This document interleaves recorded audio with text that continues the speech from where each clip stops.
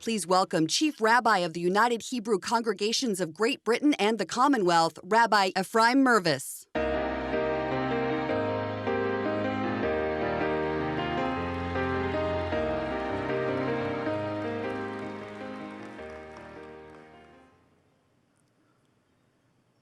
Yehuda Avner used to tell the story of David Ben-Gurion, who in 1947 was invited by the British High Commissioner to dinner in his official residence in Jerusalem. During the course of the dinner, Ben-Gurion stood up, he took off his jacket, he perched it on the seat behind him, and he sat down again. The High Commissioner noticed. He took a piece of paper out of his pocket, he scribbled a note. He called a waiter, and the waiter took the note to Ben-Gurion, and he read the message. Dear Mr. Ben-Gurion, please have respect and put your jacket back on. Ben-Gurion flipped the piece of paper around, and he scribbled a note. He called the waiter. The waiter took it over to the High Commissioner, and he read it. Dear High Commissioner, I have permission from your Prime Minister to keep my jacket off. Well, that having been said, the jacket stayed off until the end of the dinner. At the end of the event, Ben-Gurion came over to his host. He thanked him for his hospitality, but the High Commissioner was angry. He said to Ben-Gurion, how can you explain the fact that my Prime Minister in London has given you permission here in Jerusalem to keep your jacket off? Yes, said Ben-Gurion, it actually happened. You see, he said, earlier this year in January, I was in London for a few weeks. There was a conference in the Middle East. During the course of my stay, I was invited to dinner at 10 Downing Street. During the course of the dinner, I took my jacket off, and the Prime Minister noticed. He took a piece of paper out of his pocket, and he scribbled a note. A waiter brought the note to me, and this is what I read. Mr. Ben-Gurion, when you are in Jerusalem, you can do as you wish.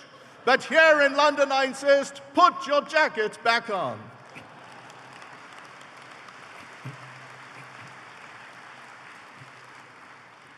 Ladies and gentlemen, ever since that time, prime ministers of Israel and key Jewish leaders have been warmly and graciously welcomed in 10 Downing Street. But during the last year, we were filled with deep anxiety. What would happen if the next incumbent would be Jeremy Corbyn? What would the consequences be for Jews and Judaism and the State of Israel? And we recognized that the weight of historic responsibility was on our shoulders, because a Corbyn victory would send a negative message right around the world. But if Corbyn could be defeated, that would send a positive and encouraging message to Jewish communities and our many friends around the world. On the 12th of December 2019, not only was Labour defeated, it was an emphatic landslide victory.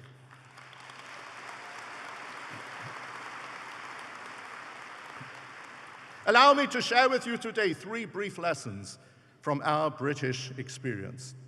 The first relates to Jewish unity. When I published my op-ed in the Times, in which I declared that Jeremy Corbyn was unfit to hold high office, a piece that was well received by the British public, I did so not in a unilateral manner, but rather in concert with key Jewish figures and Jewish organizations, because on the matter of anti-Semitism, we have always acted as one. That is why our voice has been heard and our views have been respected. Today, I issue a call to the Jews of America. Please take a leaf out of our book and please speak with one voice.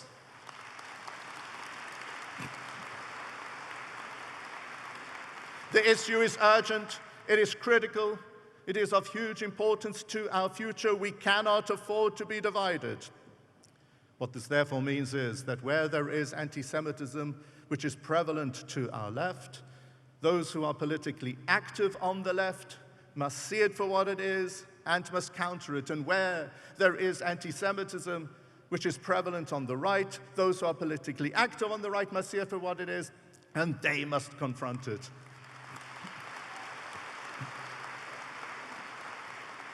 There is only one path for us, and that is the bipartisan route.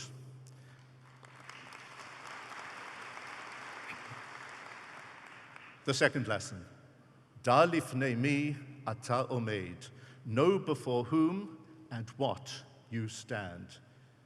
You need to be able to define the problem. If there isn't a clear definition of anti-Semitism, you won't be able to identify who the perpetrators are. Sitting in this hall here today is Lord Eric Pickles, who was responsible for the fact that in December 2016, the British government was the first government in the world to adopt the IHRA definition of anti-Semitism.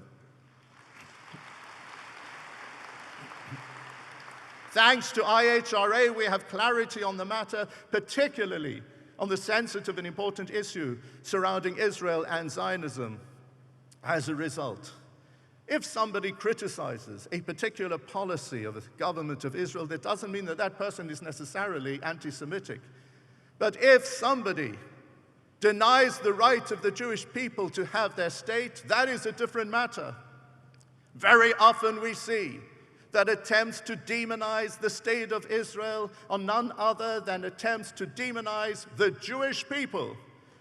We need to see it for what it is. We must confront it, and we must defeat it.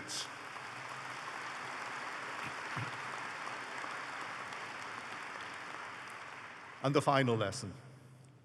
Next week we will be celebrating the festival of Purim. We will recall how Mordechai sent a message to Queen Esther in the palace of King Achashverosh. Umi yodea, im la'et kazot, higad lamalchut. Who knows, it is probably for this very moment, this time of urgency, that you were given your power and influence. Ladies and gentlemen, that is my message to all of you today. You are in positions of leadership. You have influence.